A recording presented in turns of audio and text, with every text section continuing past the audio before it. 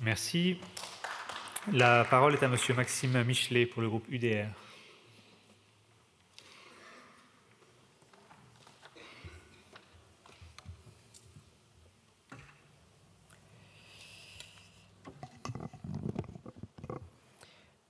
Monsieur le Président, Monsieur le Ministre, chers collègues rapporteurs et présidents de commission, chers collègues, la proposition de résolution que nous examinons aujourd'hui semble une proposition de bon sens.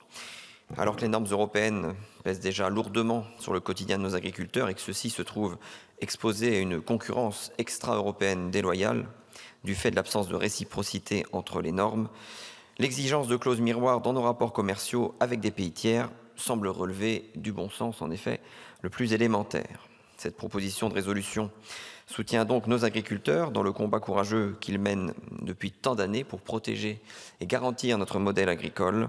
Et l'Union des droites pour la République votera naturellement donc ce texte.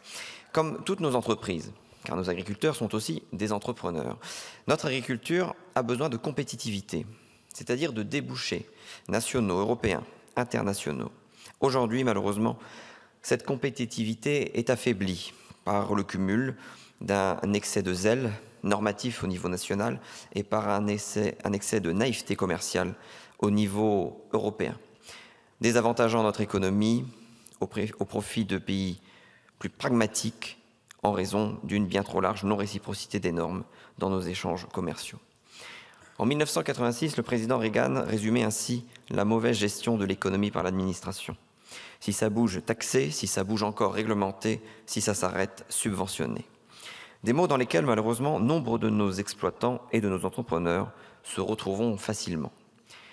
La réglementation est en effet devenue, en France et en Europe, une discipline olympique, nous imposant à nous-mêmes des normes toujours plus contraignantes qui faussent la concurrence à bien des niveaux.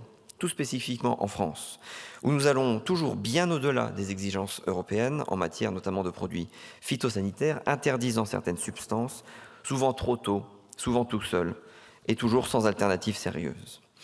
Nos agriculteurs se retrouvent non seulement affaiblis face au commerce mondial, mais ils se retrouvent aussi affaiblis en Europe même, car contraints de recourir à des solutions phytosanitaires plus coûteuses et moins performantes que leurs propres voisins européens, en Espagne, en Allemagne, en Pologne.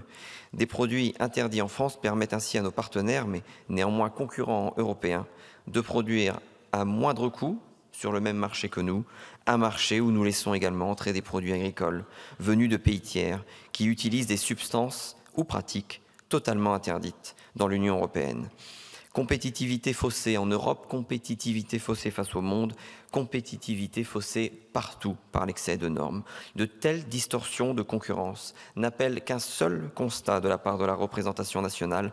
Nous marchons sur la tête, nous marchons littéralement sur la tête. Et cela nous coûte bien cher au commerce français et au PIB français. Malheureusement, cette politique normative insensée de la France et de l'Union européenne, folie d'une bureaucratie dans un seul pays, pour être condamnée dans tant de discours, n'en est pas moins toujours prospère en France comme au niveau des institutions européennes. J'emprunterai un seul exemple en dehors du monde agricole, avec la directive CS3D sur le devoir de vigilance des entreprises.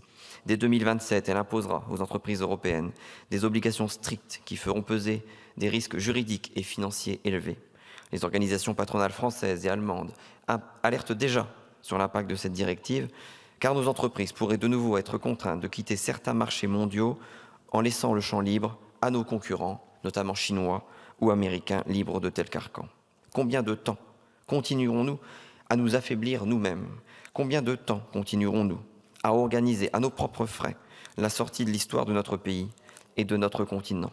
Dans le monde qui est le nôtre, une régulation qui ne s'applique qu'à l'Union européenne, voire qu'à la France, ne saurait être un progrès, c'est un suicide, un abandon de puissance économique. Nous voterons donc cette proposition de résolution comme un acte de protestation face aux politiques insensées qui, en France et en Europe, asphyxient nos producteurs. Mais nous la voterons sans naïveté, car cette résolution n'a aucun caractère contraignant. La Commission détient un monopole de l'initiative législative au sein de l'Union, un monopole qui nous transforme en chambre d'ancien régime, n'ayant droit que d'enregistrer ou de protester et pas celui de proposer. Nous savons que cette protestation aura bien peu d'écho, notamment après cette année de macronisme, durant lesquelles notre place et notre influence à Bruxelles n'auront cessé de s'affaiblir. Les clauses miroirs auront été un des nombreux combats européens d'Emmanuel Macron, un des nombreux combats européens perdus d'Emmanuel Macron. Alors pour retrouver le chemin du bon sens en Europe, retrouvons tout d'abord pour la France le chemin de la puissance. Je vous remercie. Merci. La parole est à Madame